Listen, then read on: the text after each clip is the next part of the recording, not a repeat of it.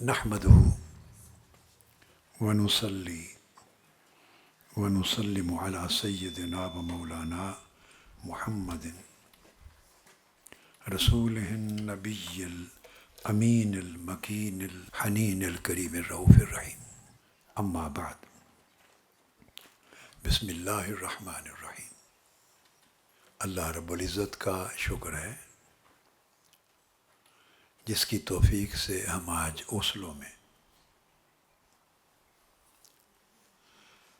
منہاج القرآن کی عظیم بیٹی مصطفی مشن کی یہاں کی عظیم لیڈر ڈاکٹر نازیہ بطول کے گھر میں جمع ہیں۔ یہ میری ایسی بیٹی ہیں اس مشن کی جن پر فخر ہے مجھے، اور یہاں پورے ناروے کے مختلف چیپٹرز سے منہاج القرآن ویمن لیگ کی بہنیں، منہاج سسٹرز کی بہنیں، حلقہ درود کی بہنیں، منہاج ایجوکیشن کی ٹیم کی بہنیں اور بیٹیاں، سوشل میڈیا کی بہنیں اور بیٹیاں، منہاج ڈائیلاگ فورم کی بہنیں اور بیٹیاں، اور مختلف جتنے ٹریننگ اور ڈیولپمنٹ کے شعبہ جات کی بہنیں اور بیٹیاں۔ الغرض منہاج القرآن نے خواتین کے لیے اور بیٹیوں کے لیے جتنے پلیٹ فارمز بنائے ہیں ان کی نمائندہ بہنیں اور بیٹیاں جمع ہیں۔ میں نے آپ کی کارکردگی کی مختصر رپورٹ سنی ہے اور آپ کے کام سے تعارف حاصل کیا ہے، مجھے بہت خوشی ہوئی۔ آپ کے لیے ڈھیروں دعائیں دیتا ہوں۔ اللہ رب العزت اس میں میری وہ بہنیں بھی شامل ہیں جو 1980s کے اوائل سے اس مصطفی قافلے کا جھنڈا جنہوں نے اٹھایا تھا اور یہاں بیج بوئے تھے انہوں نے۔ میرے دائیں طرف بھی بیٹھی ہیں اور بائیں طرف بھی بیٹھی۔ پھر اگلے زمانوں میں مختلف ذمہ داریاں سنبھالتی گئیں، اور آج الحمدللہ تعالی کتنی بڑی تعداد ہے میری ان بیٹیوں کی جنہوں نے اللہ کے دین کا، اللہ کے دین کی اشاعت کا، حضور علیہ الصلوۃ والسلام کے پیغام کے فروغ کا، حضور علیہ السلام کی محبت کے اس تعلق کا اور آپ کی تعلیمات کی اشاعت اور آپ کی متابعت اور آپ کی نسبت کے اس عظیم مشن کا نہ صرف جھنڈا بلند کیا ہے بلکہ اس ذمہ داری کو پورا کرنے کے لیے اپنی پہلی جنریشنز کی طرح، یعنی جو ان کی مدرز اور گرینڈ مدرز تھیں ان کی طرح مستعد ہیں۔ اللہ پاک آپ کو برکتیں عطا کرے اور نسلوں میں یہ خیر کا عمل جاری و ساری رکھے۔ چونکہ خواتین نے یہاں کام کا آغاز ویمن لیگ کے قیام سے بھی کیا تھا اور بعد ازاں حلقات درود کے قیام سے کیا۔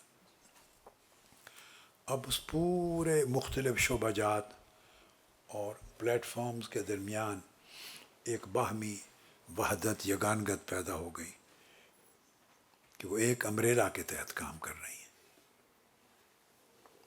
میں اس مناسبت سے آج چند ضروری چیزیں آپ سے کہنا چاہتا ہوں، اور منہاج القرآن ویمن لیگ اوسلو ناروے کی وساطت سے پوری دنیا کی بہنوں اور بیٹیوں تک اور فیملیز تک یہ پیغام پہنچانا چاہتا ہوں جو آج آپ کے ساتھ شیئر ہو رہا ہے۔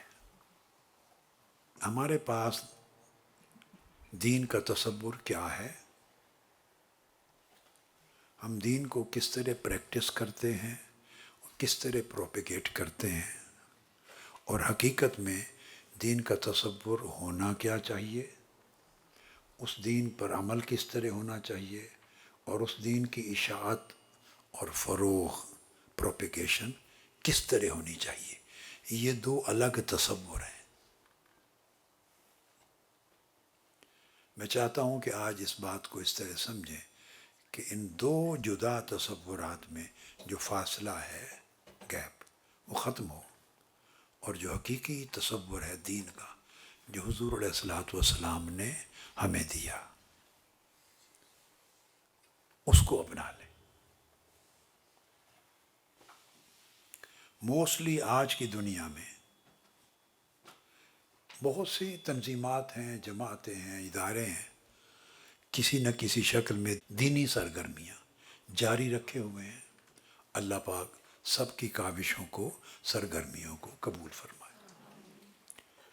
اب آج جو تصور سمجھانا چاہتا ہوں وہ یہ کہ دین حقیقت میں کسی لمحاتی، یعنی ایک لمحے کی سرگرمی کا، ایکٹیویٹی کا نام نہیں ہے کہ ایک محفل کر لی۔ دین ایک رسمی سرگرمی کا نام نہیں ہے۔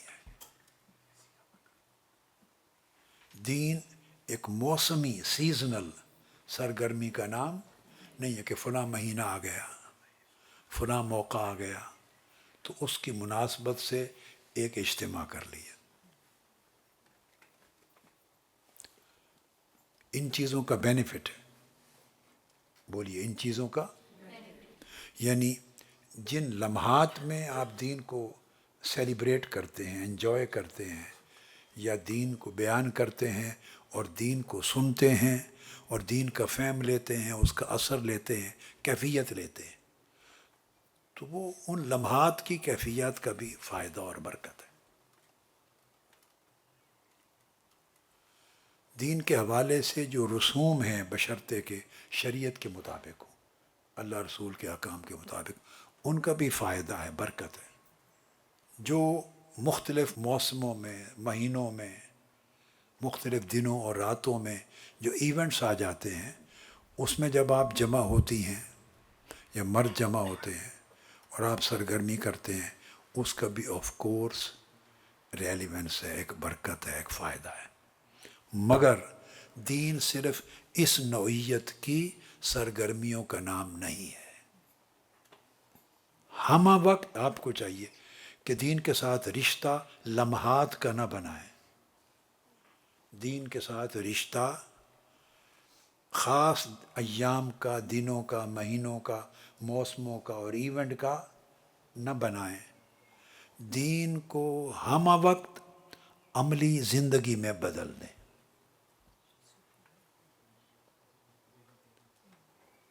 یعنی دین ایسی چیز نہ رہے جو کبھی کبھی خاص حلقوں میں، خاص دنوں میں، خاص بابرکت راتوں میں جس کو منایا جائے، جس کو اپنایا جائے، نہ۔ دین کو ایسی حقیقت سمجھیں کہ یہ ہر وقت کے لیے ہماری زندگی بن جائے۔ تو دین کو لمحات، اوقات، واقعات، ایام، دنوں، راتوں کی بجائے پوری زندگی میں کنورٹ کر دیں۔ یعنی آپ اگر سوچیں تو آپ کی سوچ میں بھی سب سے پہلے دین ہو۔ کوئی چیز سوچیں، شادی ہے، بیاہ ہے، رشتہ ہے، ملاقات ہے، تقریب ہے، فنکشنز ہیں، رشتہ داریاں بناتے ہیں، دوستی بناتے ہیں، آتے جاتے ہیں، معاشرت ہے، معاملت ہے، اس کے لیے انسان سوچتا، پلان کرتا ہے نا۔ تو کبھی بھی جب آپ سوچیں تو آپ کی سوچ سے دین خارج نہ ہو۔ کریں تو وہی کام جو آپ نے کرنا ہے، مگر اس کے اندر بطور نیوکلیس دین موجود ہو۔ یعنی ہمارا یہ کام جو کرنا چاہ رہی ہیں کریں، مگر ایسا نہ ہو کہ اس لمحے دین خارج ہو جائے، دین باہر کھڑا ہو اور ہم اندر اپنی کوئی سرگرمی انجوائے کر رہی ہوں۔ یہ دوئی ختم کر رہی ہیں۔ دین کو ایک وقتی جوش نہیں بنانا، یہ امت نے موسٹلی بنا دیا ہے۔ ایک وقتی جوش، پیشن ہے، ایموشن ہے، سینٹیمنٹ ہے، دین کے لیے لو ہے، جذبہ ہے، مگر وہ جذبہ وقتی، لمحاتی، محفلی نہ ہو، ہمہ وقت جذبہ ہو۔ یعنی دین ایک زندہ قوت، ایک زندہ فکر، ایک زندہ اثر، ایک زندہ کیفیت، ایک زندہ سوچ کے طور پر ہمیشہ آپ کی زندگی میں موجود رہے، تازہ رہے، ڈسکنیکٹ نہ ہو آپ سے۔ تو اس کا مطلب یہ ہوا کہ دین ایونٹ بیسڈ سرگرمی نہ رہے، بلکہ دین پرپیچول کانسٹنٹ پریکٹس بیسڈ سرگرمی بن جائے۔ یعنی ہماری زندگی کا کوئی لمحہ، کوئی دن، کوئی رات، کوئی کام، کوئی معاملہ دین سے خالی نہ ہو۔ میں یہ نہیں کہہ رہا کہ آپ 24 گھنٹے مولوی بن جائیں، بات کو سمجھیں۔ 24 گھنٹے مولوی دین کا نام نہیں ہے، نہ دین مولوی کا نام ہے، نہ مولوی دین کا نام ہے۔ وہ تو کچھ ریلیجیس سروسز ادا کرنے والے علماء ہیں جن کے ذمے اپنی دینی سرگرمیوں کو انجام دینا ہے۔ وہ ایک فریضہ ہے جو آپ اور باقی لوگ انجام نہیں دے سکتے، تو وہ تو ایک جز ہے، چھوٹا سا جز ہے۔ دین ایک کل ہے۔ تو دین مسجد میں بھی ہے۔ اب ہمارا جب ہم دین کو ہمہ وقت سرگرمی، یعنی پوری زندگی کو گھیر لینے والا، پوری زندگی کو لپیٹ لینے والا، پوری زندگی میں ہر وقت ہر جگہ موجود رہنے والا جب دین نہیں ہوتا تو دین پھر مسجد میں بند ہو جاتا ہے، جمعہ کے دن میں بند ہو جاتا ہے، ختم شریف کی محفل میں بند ہو جاتا ہے، حلقہ درود میں بند ہو جاتا ہے، درس قرآن کے اجتماع میں بند ہو جاتا ہے، میلاد شریف کی محفل میں، اب آپ سمجھ گئے نا، اس میں بند ہو جاتا ہے۔ یا دوسرے لوگ، کوئی لوگ تبلیغ کرتے ہیں تو تبلیغ کا جو ایونٹ ہے اس میں بند ہو جاتا ہے۔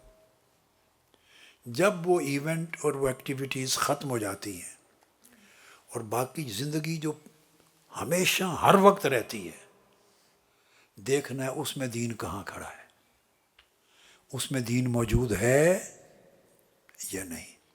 اگر ہر وقت کی زندگی میں دین موجود نہیں تو اس کا مطلب ہے ہمارا دین سے وقتی تعلق ہے، ہمہ وقتی تعلق نہیں ہے۔ میں نے کیا جملہ بولا ہے؟ دین سے وقتی تعلق ہے، ہر وقت کا تعلق نہیں ہے۔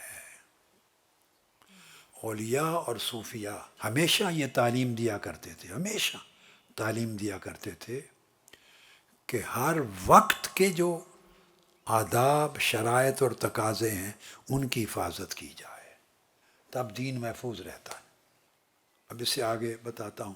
جب دین کو آپ لمحاتی عمل نہیں رہنے دیں گی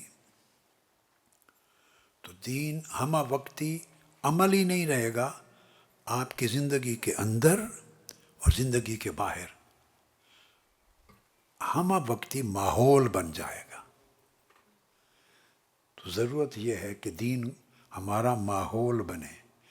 ماحول کس کو کہتے ہیں؟ انوائرمنٹ، جس میں انسان رہتا اور جیتا ہے۔ گھر ہے نا، آپ اپنے ڈرائنگ روم کو، سٹنگ روم کو، لیونگ روم کو، بیڈ روم کو، کچن کو کتنا صاف ستھرا خوبصورت بنا کے رکھتی ہیں۔ وہ کیوں؟ وہ ایک ماحول ہوتا ہے، وہ ایک۔ پھر گھر کے ساتھ اگر گارڈن ہے، بیک یارڈ ہے، فرنٹ یارڈ ہے، پھول لگاتی ہیں، خوبصورت بناتی ہیں، وہاں بیٹھتی ہیں آپ، لوگ نکلتے ہیں بیٹھتے ہیں، خوبصورت رکھتے ہیں۔ کیوں؟ تاکہ آپ فریش فیل کریں، اٹھنا بیٹھنا انجوائے کریں۔ یہ ماحول کہلاتا ہے۔ یہ کیا ہے؟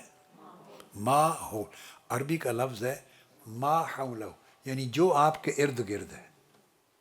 ماحول کا معنی ہر وہ چیز، یہ دیکھیے نا، یہ جنگل ہے، جس جگہ ہم بیٹھے ہیں پیچھے یہ فارسٹ ہے سارا۔ ممکن ہے یہاں نیچے ریور بھی ہو، ایسے پرانی بات میرے ذہن میں آ رہی۔ ادھر ریور ہے، فارسٹ ہے، درخت ہیں، سبزہ ہے، پہاڑی کے اوپر، اونچائی کے اوپر گھر ہے تو دل خوش ہوتا ہے نا، ماحول کو دیکھ کر۔ تو دین کو ماحول بنا دیں، دین کو ماحول بنا دیں۔ ہر وقت آپ دین میں رہیں۔ کیا؟ جب آپ ہر وقت دین میں رہیں گی، جو شخص ہر وقت دین کے ماحول میں رہتا ہے، دین ہر وقت اس شخص کے اندر رہتا ہے، دین اس کے اندر رہتا ہے۔ اور جس شخص کے اندر دین رہتا ہے اس کے دل میں اللہ رہتا ہے، اس کے دل میں اللہ رہتا ہے۔ تو اس کا مطلب یہ ہوا کہ دین ہمارا عقیدہ بھی ہو، دین ہمارا فکر و نظریہ اور سوچ بھی ہو۔ اب اس سے آگے ایک بات کہنا چاہتا ہوں، دین ہمارا مزاج اور طبیعت بھی ہو۔ کیا؟ مزاج اور اب ہماری زندگی دو چیزوں میں دوئی کا شکار ہے۔ اب یہ جو بات کہہ رہا ہوں سمجھ تو بڑی جلدی آ جائے گی، اس پر محنت کریں تو شاید تھوڑا مشکل لگے، مگر محنت کرتے جائیں گے آپ اور کرتی جائیں گی تو مشکل آسان ہو جائے گی۔ کوئی مشکل ایسی ہے جس پر انسان محنت کرے اور وہ آسان نہ ہو جاتی ہے نا۔ ہماری زندگی میں ایک دوئی ہے، وہ کیا؟ ایک طرف ہمارے پاس شریعت ہے، کیا؟ دوسری طرف ہمارے پاس اپنی طبیعت ہے۔ ہم خاص خاص وقت، خاص خاص دن تو شریعت کے مطابق گزارتے ہیں۔ نماز کا وقت آ گیا، تلاوت کا وقت آ گیا، رمضان المبارک کے روزوں کا وقت آ گیا، رات کی تراویح کا وقت آ گیا، ختم قرآن کا وقت آ گیا، حلقہ درود کا وقت آ گیا، میلاد پاک کی محفل کا وقت آ گیا، 11ویں شریف کا وقت آ گیا، دعوت اور تبلیغ کرنے کا وقت آ گیا، جمعہ کا خطبہ اور خطاب کا وقت آ گیا، حضور علیہ السلام کی سیرت طیبہ کی مجلس کا وقت آ گیا، خاص خاص بچوں کی رسم بسم اللہ آ گئی، اب ختم شریف ہوگا بچے کا، ختم کر لیا، آمین ہو گئی۔ یہ خاص خاص جو وہ گزارتے ہیں شریعت کے تابع، گنے ہوئے چند لمحات انگلی پر گن سکتی ہے، ان کو نکال دیں، باقی ساری زندگی گزارتے ہیں طبیعت کے مطابق۔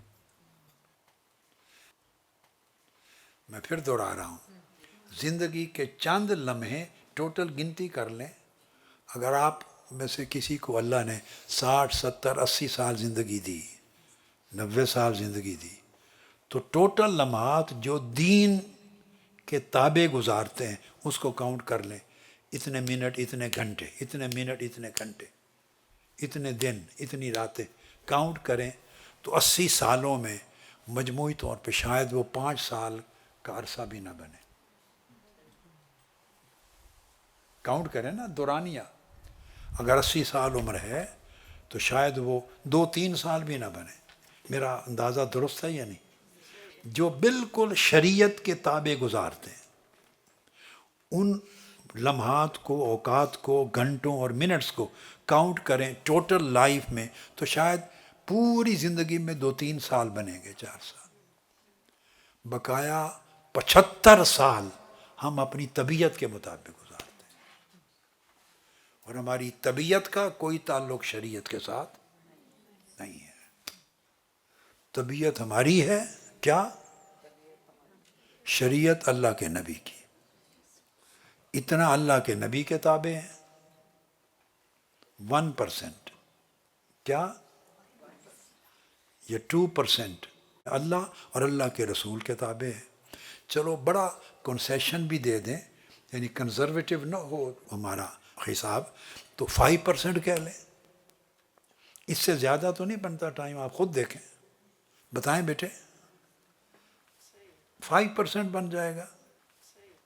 5% ہم اللہ اور اس کے رسول کے تابع، یعنی شریعت کے تابع گزارتے ہیں، اور 95% ہم اپنی طبیعت کے مطابق گزارتے ہیں۔ اور بھی کچھ لوگ اگر کہیں کہ نہیں ہم زیادہ کرتے ہیں دین کے مطابق تو 10% تک چلے جائیں گے بس۔ اب یہ 5 to 10% شریعت کے تابع گزرے اور 90% to 95% طبیعت کے مطابق گزرے تو ہماری زندگی میں بہت بڑا ایک تضاد آ گیا نا۔ اب یہ کام مشکل نہیں ہے، یہ کام مشکل نہیں ہے۔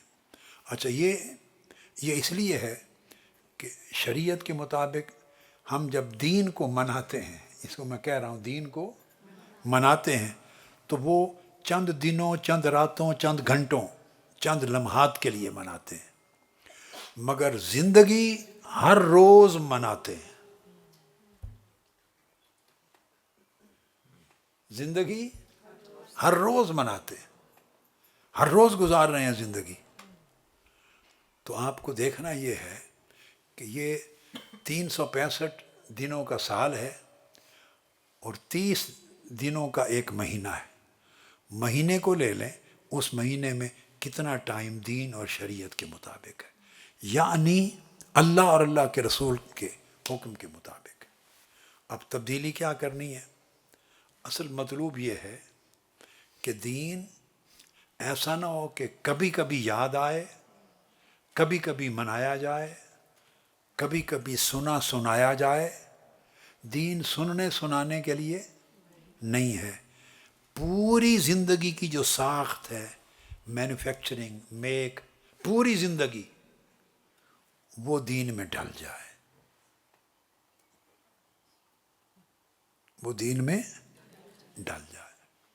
اب اس کا مطلب یہ نہ لیں کہ یہ کیسے ہمارے لیے تو مشکل ہو گیا، پوری زندگی دین میں کیسے ڈالیں؟ یہ مشکل کام نہیں ہے۔ یعنی دین میں ڈالنے کا مطلب یہ نہ سمجھے کہ آپ کو مولوی بنایا جا رہا ہے۔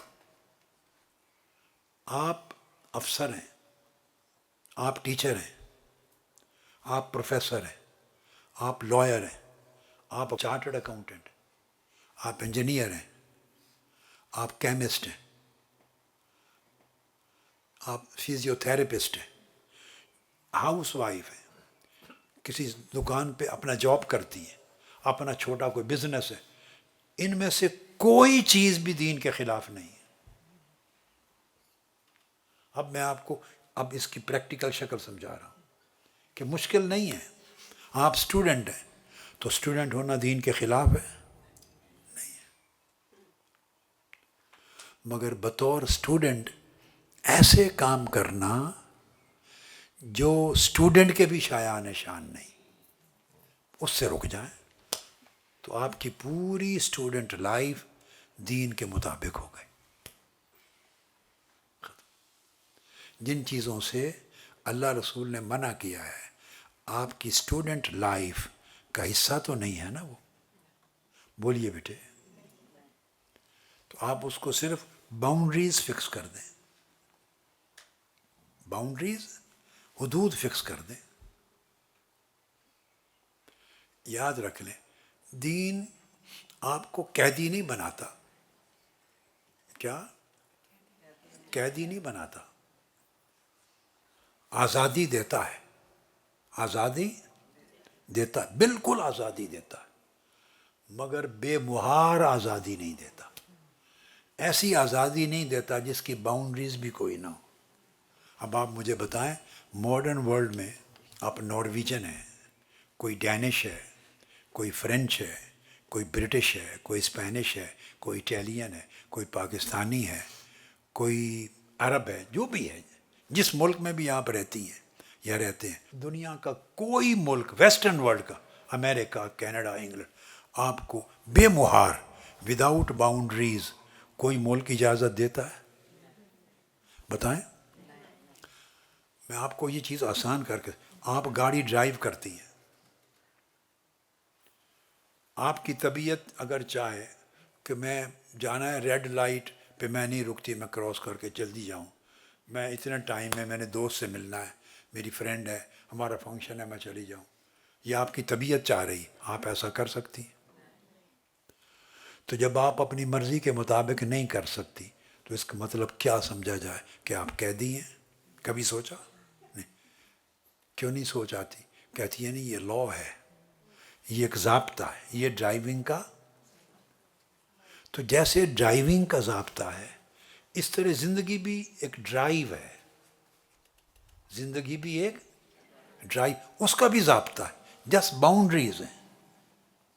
میری بات سمجھ آ رہی ہے نا بیٹیوں کو؟ اچھا، آپ فار ایگزامپل اسکول جاتی ہیں، یونیورسٹی جاتی ہیں،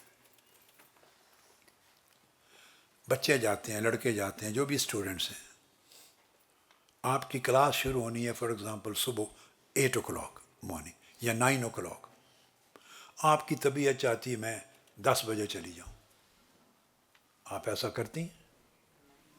جی؟ تو یونیورسٹی نے آپ کو کیا کہیں کہ قیدی بنایا ہوا ہے، آپ کی آزادی چھین لی ہے؟ کبھی ایسی سوچ آئے گی؟ نہیں آئے گی، بلکہ اس کے برعکس سوچے گی کہ میں ٹائم ٹیبل کو توڑ رہی ہوں، ٹائم ٹیبل کو۔ تو یہ ایک ذہن بن گیا نا آپ کا، صرف ایک سوچ اور ذہن بنانا، اس کو ڈسپلن کہتے ہیں۔ اس لیے دین صرف زندگی کو ڈسپلن کرنے کا نام ہے، زندگی کو ایک نظام دینے کا نام ہے، زندگی کو ایک نظام دینے کا نام ہے۔ کئی اسکول ہیں جہاں ڈریس کوڈ ہوتا ہے، کئیوں میں نہیں ہوتا، کئیوں میں۔ تو جہاں ہوتا ہے وہاں بچے ڈریس کوڈ کے بغیر جا سکتے ہیں؟ تو آپ واک آؤٹ کر جائیں گے، پروٹیسٹ کریں گے، کہیں گے کہ میں نہیں جاتی۔ یہ کیا طریقہ ہے؟ ڈریس کوڈ کی پابندی کیوں ہے؟ کبھی سوچ میں آئے گی؟ نہیں۔ آنسر ہے، وہ کہیں گے یہ ہمارا ڈسپلن ہے۔ تو جب بندوں کا ہر جگہ ڈسپلن ہم قبول کرنے کو تیار ہیں، تو اللہ اور رسول ہی ایسے رہ گئے ہیں جن کا ڈسپلن قبول کرنے کو تیار نہیں ہے۔ اللہ پاک نے بھی آپ کو ڈریس کوڈ دیا ہے، بس اتنی سی بات ہے۔ اللہ پاک نے بھی آپ کو ایک ڈسپلن دیا ہے، ایک لائف کا ٹائم ٹیبل دیا ہے۔ اللہ پاک نے باؤنڈریز فکس کی ہیں۔ کیا؟ باؤنڈریز فکس کی ہیں۔ ان باؤنڈریز کے اندر جو انجوائے کی جائے اس کو آزادی کہتے ہیں۔ کیا؟ پھر سن لیں، میں ایک خاص جملہ بولنے لگا ہوں۔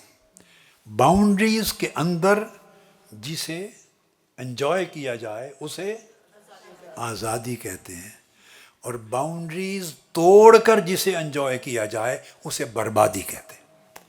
وہ آزادی نہیں ہے، وہ بربادی آپ اپنی زندگی کے سینکڑوں معاملات میں نہیں کرتے۔ اپنے ہر جگہ ایک نظام ہے۔ آپ کی شاپ ہے، آپ کا بزنس ہے، خواہ آپ کا جاب ہے شاپ پر یا کسی آفس میں، یا خواہ آپ کا اپنا بزنس ہے، شاپ کھولتے ہیں، تو مقرر ٹائم اگر وہ کیا لکھا ہوتا ہے 24/7، بھئی یہ سارا پورا ہفتہ کھلی رہتی ہے یہ کنوینئنس اسٹور، یا لکھا ہوتا ہے 9 to 9 ریسٹورانٹ، ٹائمنگز لکھے ہوتے ہیں نا، تو جو مالک ہے یا جاب کرنے والے ایگزیکٹ ٹائم پر پہنچتے ہیں کہ نہیں؟ بولیے، ہیں؟ کئی ریسٹورانٹ ہوتے ہیں آپ کھانے کے لیے جانا چاہتی ہیں، وہ کہتے ہیں نا we are open at 5 o'clock 5 PM، اس سے پہلے اوپن نہیں ہے۔ کئی ایسا کرتے ہیں، اتنے بجے اوپن ہوتے ہیں، اتنے بجے کلوز ہو جاتے ہیں۔ وہ آپ کو کہتے ہیں کافی آپ نے پی ہے یا ختم نہیں کی، وی آر کلوز ناؤ، بند کریں، جائیں، ٹیک اوے کر لیں۔ یہ ہر چیز کی پابندیاں ہیں نا۔ تو کبھی آپ کے ذہن میں یہ خیال آیا یہ کیا زندگی ہے، اس میں آزادی نہیں ہے؟ کبھی خیال آیا؟ کیوں نہیں آتا؟ ایک سوال ہے۔ کتنی پابندیاں میں نے بتا دی ہیں آپ کو، دیکھ، اتنی پابندیاں۔ آپ گھر میں رہتی ہیں، آپ نے ایک نظام بنایا ہے کہ کارپٹس ہیں یا گھر صاف ستھرے ہیں تو شوز باہر اتار دیتی ہیں۔ تو ایک آدمی گندے شوز کے ساتھ اندر آ جائے اور وہ سیدھا آپ کے بیڈ روم میں کارپٹ پہ چلا جائے، آپ کو کیسا لگے گا؟ اچھا لگے گا؟ نہیں. اور اگر آپ اس کو روکیں تو وہ کہیں اس کا مطلب ہے اتنی آزادی نہیں ہے مجھے کہ میں اپنے جوتے سمیت آ سکوں. تو کوئی سینس دے گی اس کی بات؟ کیوں نہیں دے گی؟ ہے تو آزادی ہے نا، آپ اس کی آزادی چھین رہی ہیں. کہہ رہی بھئی یہاں جوتے سمیت نہیں آ سکتے. وہ کہتا ہے میں جوتے کے بغیر نہیں آتا، میں جوتوں کے ساتھ آنا چاہتا ہوں، یہ میری آپشن ہے، میری مرضی ہے، میری فریڈم ہے. تو کبھی آپ نے فریڈم کی ڈیفینیشن یا تعریف ان لفظوں میں کی؟ بولیے. نہیں کی. تو ہر ڈسپلن کو ہم فریڈم میں رکاوٹ نہیں سمجھتے، تو دین کے ڈسپلن کو ہم اپنی فریڈم میں رکاوٹ کیوں سمجھ لیتے؟ یہ صرف سوچنے کی بات ہے، یہ صرف سوچنے کی بات ہے. اور پھر اس میں ایک اگلی چیز یہ ہے کہ اس سوچ کی وجہ سے چونکہ ہم نے اس کو سوچا نہیں، سمجھا نہیں، زندگی میں اپنایا نہیں، تو رفتہ رفتہ رفتہ ہم اپنی شناخت کھو گئے ہیں، اپنی آئیڈینٹی بھی کھو گئے ہیں. کیا؟ ہمیں یہ نہیں پتہ رہا کہ ہم کون ہیں. ہمیں اب یہ پتہ نہیں رہا کہ ہم کون ہیں.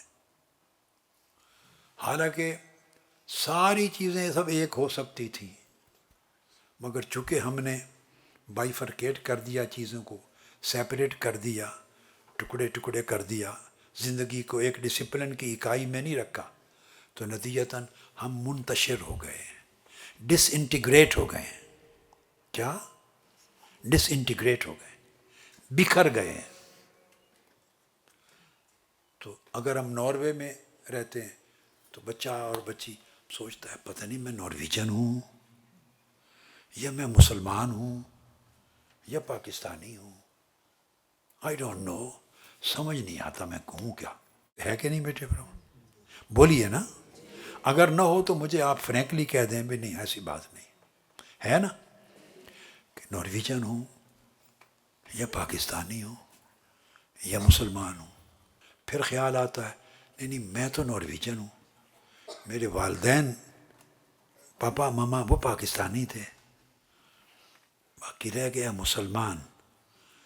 تو پھر کہتے ہیں ہاں مسلمان بھی ہوں، آہستہ سے بھی لگا دیتے. یہ ہے کہ نہیں؟ جب آدمی آپ ڈسپلن کو آر سمجھتا ہے، دین کا فخر ختم ہو جاتا ہے. پھر آدمی اپنی آئیڈینٹی اور اپنی شناخت کھو دیتا ہے. اور جب آئیڈینٹی اور شناخت کھوتا ہے تو اپنا کانفیڈنس بھی لوز کر دیتا ہے، کانفیڈنس بھی لوز کر دیتا ہے. یہ جو کنڈیشن ہے اس وقت، آگے چل کر اگلی نسلوں میں بڑی خطرناک سچویشن پیدا ہو جانے والی ہے.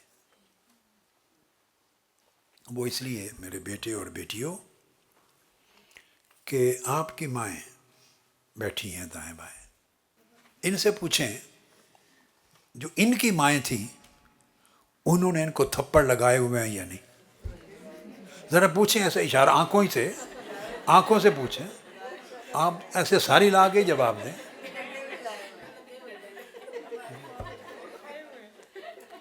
میں اور بات کہہ رہا ہوں، میں تھپڑوں کے حق میں نہیں ہوں، میں تھپڑ کے حق میں نہیں. میں تو بڑا لبرل ہوں بیٹے طبیعت، آپ کو پتہ ہی ہے.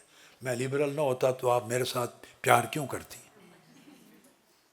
میرے اندر تو بڑی وسعت ہے، بڑا ڈیموکریٹک ہوں، بڑا لبرل ہوں، بڑی انسانی قدروں میں بلیو کرنے والا ہوں، بڑی آزادیوں میں بہت چیزوں میں بلیو کرتا ہوں. لیکن میں آپ کو صرف ایک تاریخ کی چیز سمجھا رہا ہوں. یہ جو آپ کی مائیں ہیں اور آپ کے والدین، ان سب کو ان کے ماں باپ نے تھپڑ مارے ہوئے ہیں. جب فجر کا وقت ہو جاتا تھا وہ ان کو پکڑتے تھے بازو سے، وہ کہتے تھے اٹھ نماز کا وقت ہو گیا. ان کی جرت نہیں تھی کہ وہ نہیں اٹھے، وہ پکڑ کے نماز پڑھاتی تھی. تلاوت کریں، مسجد جائیں تو مسجد میں استاد بھی ایسا ہی کرتا تھا. اسکول میں ٹیچر بھی ایسے ہی کرتے تھے. کیا وہ لڑکے کو کھڑے کر لیتے تھے ایسے سبق, اور ان کے پاس ڈنڈے ہوتے تھے, بیٹھ کے اور مارتے تھے بے حساب. میں نے اپنی پہلے 8 سال اسکولنگ میں تو نہیں دیکھے, چونکہ میں انگلش اسکول میں پڑھتا تھا. میں پہلی اسکولنگ 8 سال تک میری گریڈ 1 سے گریڈ 8 تک پاکستانی اسکول کی نہیں ہے, انگلش اسکول تھا, یورپین کیتھولک کرسچنس کا اسکول تھا انگلش. مگر ان کے پاس میٹرک گریڈ 10 نہیں تھا, تو گریڈ 10 کے لیے میں پاکستانی اسکول میں آیا. تو میں نے وہ منظر 1965-66 میں اپنی آنکھوں سے دیکھے. ہر روز لڑکے کھڑے ہوتے تھے ایسے اور بیت کے ڈنڈے سے اس ساتھ 1 2 3 8 ڈنڈے ادھر 8 مارتے تھے. میں نے زندگی میں نہیں دیکھا کسی ایک لڑکے نے استاد کی شکایت کی ہو, غصہ کیا ہو, رد عمل کیا ہو, نفرت کی ہو, اور باہر آ کے کہو بڑا ظالم ہے. تھا تو ظلم تھا تو, مگر کسی بچے سے نہیں سنا زندگی میں کہ نفرت کی. کلچر تھا, اور یہ ویسٹرن ورلڈ میں بھی تھا, کرسچن ورلڈ میں بھی تھا, ایون امریکہ اور کینیڈا اور برٹن اور یورپ میں بھی ایک زمانہ اپنا اپنا وقت تھا جب ان کی اپنی مذہبی تعلیم میں یا سارے ماں باپ یہ کرتے تھے, نکلتے آئے اس میں سے. لیکن جو پرانی نسلیں تھیں, کہنے کا مطلب یہ ہے پرانی نسلوں میں چیزیں, قدریں, ویلیوز, ڈسپلن, کسی کو اجازت نہیں تھی وہ دیر تک لیٹا رہے بستر پہ اور مرضی سے اٹھے, نہیں, لائف کو ڈسپلن کیا جاتا تھا. ایون اگر آپ بیٹھے ہیں اور بیٹھی ہیں اور ماں باپ اور بزرگ بیٹھ, آپ نے پاؤں پھیلائے ہوئے ہیں جی, تو اجازت نہیں تھی. کسی کی ماں برداشت نہیں کرتی تھی, وہ سوٹی اٹھا کے پاؤں پہ مار دیتی تھی. کہتی تھی تمیز نہیں ہے بیٹھنے کی آپ کو, اس طرح بیٹھتے ہیں, ٹانگیں پھیلا کے بیٹھنا. کوئی بچہ بچی گھر میں ٹانگیں پھیلا کے نہیں بیٹھ سکتا تھا. یہ کیا تھا؟ ایک ڈسپلن سکھایا جاتا تھا. طریقے اس دور کے مطابق تھے, طریقے آج وہ نہیں چلتے, مگر میں تو ایک وہ کلچرل چیز ہے, ریلیجس چیز, اس کا کوئی تعلق دین و مذہب کی روایت سے نہیں تھا. سوسائٹی تھی, سوشل نارمز تھی, کلچر تھا. ایسٹ اور ویسٹ ہر جگہ اس طرح تھا. آپ سمجھ گئے نا؟ اگر نہیں ہوگا شاید تو میری سمجھ کے مطابق ایک ملک ہے جاپان اور کوریا, اس میں شاید نہیں ہوگا. وہاں آج تک بھی عجیب دنیا ہے. تو سمجھانا مقصد یہ ہے کہ ان سب کو ڈسپلن والدین نے ان پر مسلط کیے ہوئے ہیں, ان کے دین کی پروٹیکشن کی ان کے اندر ڈالا گیا. تو یہ اس قابل بنی آپ کی مائیں اور آپ کے والد, ماں باپ, والدین, کہ انہوں نے جس حد تک ہو سکا آپ کو ایک راہ پر ڈالا, مسجد کے ساتھ کنیکٹ کیا, کچھ ادب آداب سکھائے, کچھ زندگی میں دینی ڈسپلن دیا, اور اس مشن کے قریب لے آئے. آگے ہر ایک کا نصیب ہے, اللہ پاک نے راستے کھولے. اب جو میں بات کرنا چاہتا ہوں بیٹے, آپ یہاں پیدا ہوئے, ایک تو زمانہ نہیں ہے آج, کوئی کسی کو مار نہیں سکتا, جائز بھی نہیں ہے, انلیگل ہے, ان لافل ہے, اجازت نہیں ہے, پرمیٹڈ نہیں ہے, ختم ہو گیا. درست بات ہے. اب وہ ڈسپلن انفورس کرنے کا وہ طریقہ تو ختم ہو گیا. اب اس دور میں جو فریڈم ہے وہ لمٹ لیس فریڈم. طبیعت چاہتی ہے لمٹ لیس, وداؤٹ باؤنڈریز فریڈم انجوائے کریں. سیل فون پکڑیں, جو چاہیں دیکھتے رہیں, کوئی نہ پوچھے. اب ہم باؤنڈری لیس ہونا چاہتے ہیں. سوشل میڈیا جو چاہیں دیکھیں, جتنی دیر چاہیں دیکھیں. چھوٹے چھوٹے بچے بھی یہ چاہتے ہیں. پہلے ہر کوئی اپنی مرضی کے مطابق نہیں کر سکتا تھا. اب یہ جو صورتحال آ گئی جس میں آپ کی پرورش ہوئی ہے, تو آپ تو بین تھوڑا والدین کا طرز عمل, کچھ مشن کے ساتھ تعلق کر کے تو یہاں تک پہنچی. جب میرے بیٹوں اور بیٹیوں آپ کے بچے آئیں گے آگے, جو پیدا ہو چکے ہوں گے، کئیوں کے آگے پیدا ہوں گے، ان کو تو کوئی آواز بھی کان میں نہیں پڑے گی، کوئی ڈسپلن نہ دے گا نہ سکھائے گا، وہ بالکل ہی گم ہو جائیں گے. آپ سمجھ لیں بات کو. آپ کو پھر تھوڑی زیادہ اپنی شناخت آئیڈینٹی ہے، کم زیادہ سوچ بچار ہے، فکر پریشانی کبھی ہوتی ہے، لاسٹ ہو گئی ہے آئیڈینٹی، مگر ڈسٹرب بھی ہوتے ہیں، سمجھ نہیں آتی، کسی سے پوچھ لیتی ہیں، اپنی مما سے بات کر لی، پاپا سے بات کر لی، مسجد میں آ کے کسی سے بات کر لی، فرینڈ سے شیئر کر لیتی ہیں. یہ جو شیئر کرتی ہیں ڈسٹرب ہوتی ہیں، یہ بھی بیٹے اس بچے کھچے ایمان کے اثرات میں سے ہے جو آپ کو جھنجھوڑتا ہے، نوک کرتا ہے. سوچتی اگلی نسلوں میں یہ ڈسٹربنس بھی نہیں آئے گی، یہ وہ ایسے لاسٹ ہو جائیں گے، انہیں یہ بھی احساس نہیں ہوگا کہ وی آر لاسٹ. اب تو آپ لمحاتی دین کو کر لیتی ہیں نا انجوائے، وقتی دین کو کر لیتی ہیں، اور میں ہمہ وقتی دین سمجھا رہا ہوں. ایک ایسا وقت آ جائے گا کہ وہ ایسے کٹ جائیں گے بچے کہ وقتی دین کی ایگزسٹنس بھی لائف میں نہیں رہے گی، وحشت فیل کریں گے، اپنے آپ کو ڈسٹنٹ کریں گے. لہٰذا پہلی بات تو میں اپنی بیٹیوں کو نصیحت کرنا چاہتا ہوں کہ جو رول آپ کو جتنا بھی ہے آپ کی ماؤں نے پلے کیا آپ کی لائف کو سیدھی راہ پہ آنے سے، آج یہ عزم کر لیں کہ آپ ان سے ڈبل رول اپنے بچوں کا ایمان بچانے کے لیے پلے کریں گے، چونکہ ان کے چیلنج زیادہ ہوں گے. اب آپ کہہ سکتی ہیں کہ ڈبل کیوں ایکسپیکٹ کر رہے ہیں، سوال کر سکتی ہیں کہ نہیں کہ وائی ڈبل. اس کی ریزن بتاتا ہوں. آپ کے وقت میں چیلنج جتنا تھا، مثال کے طور پہ 50% چیلنج تھا جو آپ نے فیس کیا، اگلے وقتوں میں بچے 100% فیس کریں گے، اس سے آگے 200% فیس کریں گے. جو کہ چیلنج بڑھتا جائے گا، اس لیے آپ کا رول اپنی ماؤں سے بھی کئی گنا زیادہ ضروری ہوگا اگر چاہتی ہیں کہ ایمان آپ کی نسلوں میں آگے چلے. تو اس کو کیسے اچیو کیا جائے؟ یہ جو محافل کرتی ہیں، گوشہ درود اور حلقہ درود کرتی ہیں، منہاج ویمن لیگ کے پروگرام کرتی ہیں، ایونٹس کرتی ہیں، محافل اور اجتماعات کرتی ہیں تنظیمات کے تحت، اس میں ایک ہدف بنا لیں، ہدف کہ آپ کی محفل کا، آپ کے حلقہ کا، آپ کے اجتماع کا، آپ کی ایکٹیویٹی کا اثر وقتی نہ ہو.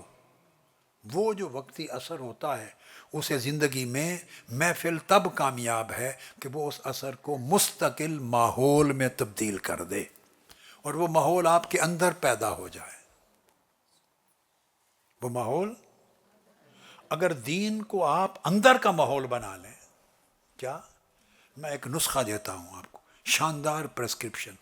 اگر دین کو آپ اندر کا ماحول مضبوط بنا لیں تو باہر کا ماحول آپ کو ڈیمیج نہیں کر سکے گا، وہ شکست کھا جائے گا. یہ جو بات میں نے بتائی، میں اس کی پریکٹس کرتا ہوں. ایسے دنیاوی چیز ایک دلچسپ آپ انجوائے کریں گی، ہنسیں گی، لطیفہ ہے، مگر وہ حقیقت ہے. حسن بھائی سے پوچھ لیں، باجی بیٹھی ہیں پوچھ لیں. ایون کینیڈا میں سردیوں کے کچھ مہینے ایسے آتے ہیں کہ ہمارے ہاں ٹیمپریچر فیل لائک -30 -35 تک چلا جاتا ہے. کیا -25 ہوتا ہے، فیل لائک -30 ہوتا ہے. کبھی -28 -30 کے قریب ہوتا ہے، فیل لائک -35. چند سال پہلے تک -40 تک فیل ہوتا تھا. ہوا جب ہوتی ہے ونڈ کے ساتھ، وہ فیل لائک -40 45 ٹیمپریچر -35 ہوتا ہے. جب -30 35 بھی ٹیمپریچر ہوتا ہے، لوگ یخ سردی میں برف بن رہے ہوتے، اس وقت بھی میں ناشتے میں آئس کیپ پیتا ہوں. آپ کو آئس کیپ کا پتہ ہی نہیں، جو کہ یہاں ہے نہیں. وہ آئسڈ کافی ہے، بہت آئسڈ کافی، ٹھنڈی. وہ ادھر نہیں ہوتی، یورپ میں نہیں، انگلینڈ آ گئی ہے، کینیڈا کی ہے، بہت ٹھنڈی. ناشتے میں وہ کافی پیتا ہوں. مجھ سے کئی لوگوں نے پوچھا بھائی اس وقت ہر کوئی ہاٹ کافی پیتا گرم، تو آپ -30 35 ٹیمپریچر میں بھی آئسڈ کافی پیتے ہیں. میں کہتا ہوں جتنی ٹھنڈ باہر ہو اس سے زیادہ اندر پیدا کر دو، پھر آپ کو نزلہ نہیں ہوگا، زکام نہیں ہوگا، سردی نہیں لگے گی، اور میرا گلا بھی کبھی خراب نہیں ہوتا. اس وجہ سے کوئی انفیکشن ہو جائے، وائرس تو الگ میٹر ہے، سفر میں مسافروں کے ساتھ ہو جاتا ہے، انفیکشن آتی ہے، مگر اس وجہ سے میں کہتا ہوں جتنی سردی باہر زیادہ ہے تو باڈی کو اس سے لڑائی کرنی پڑے گی نا، اپنے آپ کو بچانے کے لیے. باہر کی سردی سے جو اندر امیون سسٹم ہے باڈی کا، ٹیمپریچر سے فائٹ کرنا پڑے گا نا. میں باڈی کو ہیلپ دیتا ہوں، اگر باہر -35 ہے اندر بھی -35 کر دو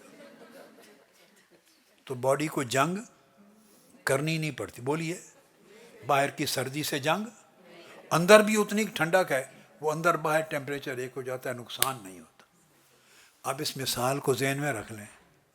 دین کو اندر اتنا مضبوط کر لو، دین کو اندر اور ایمان کو اتنا مضبوط کر لو، اور اللہ سے تعلق کو اتنا مضبوط کر لو، آقا علیہ السلام سے محبت اور عمل کو، مطابعت کو اتنا مضبوط کر لو، اپنی روحانیت کو، قرآن سے تعلق، سیرت سے تعلق، حیا کو، دین کو، قدروں کو، عمل کو، نیکی کو، تقوی کو اتنا مضبوط کر لو اندر کہ باہر جو بھی ٹیمپریچر ہو ماحول کا، آپ کی باڈی کو، روح کو نقصان نہیں پہنچے گا. اندر مضبوط کر لیں، آپ کا دفاع ہو جائے گا. نقصان کس کو پہنچتا ہے؟ جس کے اندر کمزوری ہے. اب اس کو ایک اور مثال دیتا ہوں. 2 قسموں کے آدمی، اس میں بھی میری مثال فٹ ہو جائے گی.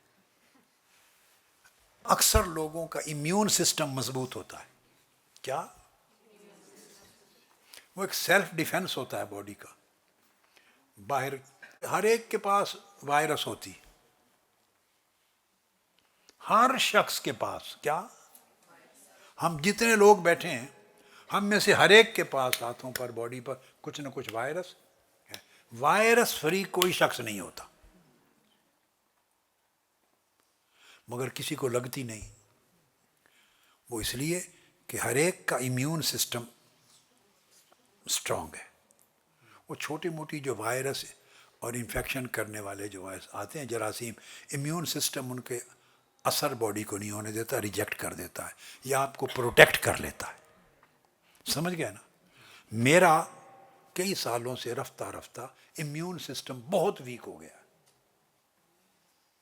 اب میں اگر 100 200 جدھر جاؤں، سینکڑوں ہزاروں لوگوں کے مسافے ہوتے، وہ مسافوں والوں میں اگر 2 4 5 آدمی بھی بالفرض انفیکٹڈ ہے، انفیکشن ہے، نزلہ ہے، کھانسی ہے، زکام ہے، تو بڑی ایزیلی ایک سے بھی مل گیا ہاتھ تو وائرس مجھ پہ اٹیک کر لیتی.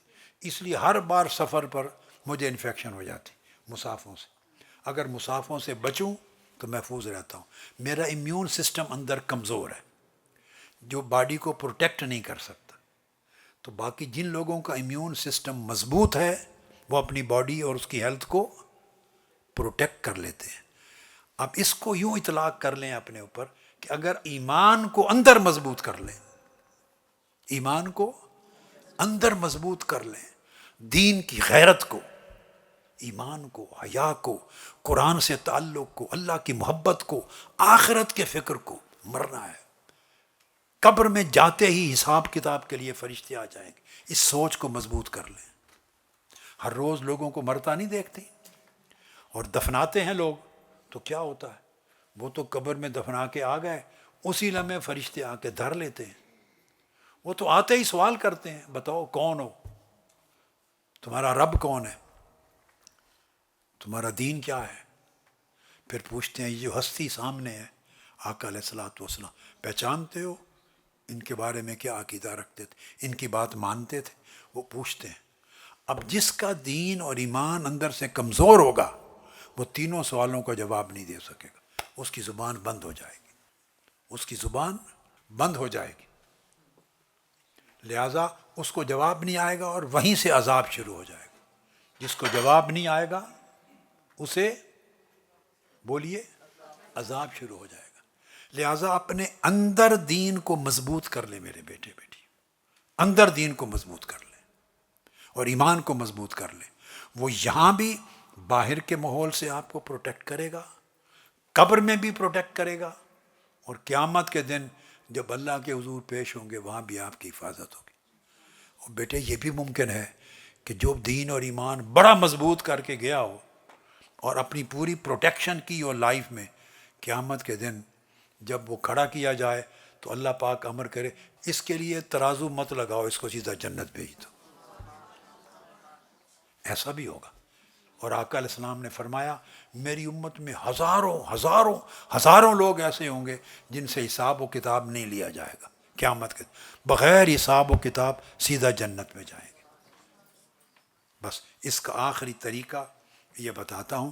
اس کا طریقہ یہ ہے کہ محافل کریں، حلقات کریں، جو کریں اس سے یہ سیکھیں کہ دین آپ کی گفتگو میں آ جائے، بولیں تو اس کا آپ کی گفتگو میں دین کی خوشبو ہو، گھر کی فضا میں دین ہو، گھر کی فضا میں اخلاق میں، آپ کے مورلز میں، آداب میں، نارمز میں دین ہو، آپ کے رویے میں، بیہیویئر میں، ڈیلنگ میں دین ہو، جو تعلقات ایک دوسرے سے ہیں ان میں دین ہو، عادات میں، مینرز میں، ہیبٹس میں دین ہو، بچوں کی پرورش میں دین ہو۔ تو مطلب یہ ہوا کہ دین صرف تقریب نہ رہے، فنکشن نہ رہے، دین تہذیب بن جائے۔ کیا؟ دین صرف تقریب نہ رہے بلکہ دین تہذیب بن جائے۔ تو دین کو سننا اور کہنا نہ بنائیں، سننے اور کہنے کی چیز نہ بتائیں، دین میں جئیں، دین میں جئیں، دین کو برتیں، دین میں بولیں، دین میں سنیں، دین میں ڈیل کریں، سر تا پا زندگی آپ کا ہر عمل دین سے رنگا جائے۔ یہ آسان کام ہے، آپ پریکٹس کریں گی تو آپ کو دکھائی دے گا کہ کوئی رکاوٹ نہیں آئی، کوئی رکاوٹ، چونکہ دین دنیا کا مخالف نہیں ہے۔ اللہ پاک نے قرآن مجید میں دعا سکھائی ہے، ربنا آتنا، پڑھی بولیے، آتنا فی الدنیا حسنہ وفی الآخرۃ حسنہ وقنا عذاب۔ تو پہلے بھلائی کہاں کی کہا ہے کہ مانگو؟ تو دین دنیا چھڑاتا ہے؟ کیا دین کہتا ہے کہ دنیا چھوڑ دو؟ نہیں، وہ تو دین تو کہہ رہا ہے پہلے بھلائی دنیا کی مانگو، بعد میں آخرت کی مانگو، اور دوزخ سے رہائی مانگو۔ لہذا دنیا سنور جائے گی، آخرت بھی سنورے گی۔ بس دین کے اس تصور کو اپنا الٹیمیٹ گول بنائیں، ہر محفل میں اس طرح ترتیب دیں اپنے پروگراموں کو کہ دین کا یہ فکر منتقل ہو، اور وہ بجائے فنکشن یا تقریب رہنے کے روز مرہ کی تہذیب اور تمدن بن جائے، دین برتا جائے، دین کہا سنا نہ جائے بلکہ برتا جائے، پریکٹس کیا جائے۔ اللہ پاک آپ کو سلامتی دے، برکتیں دے۔ والسلام علیکم ورحمۃ اللہ وبرکاتہ۔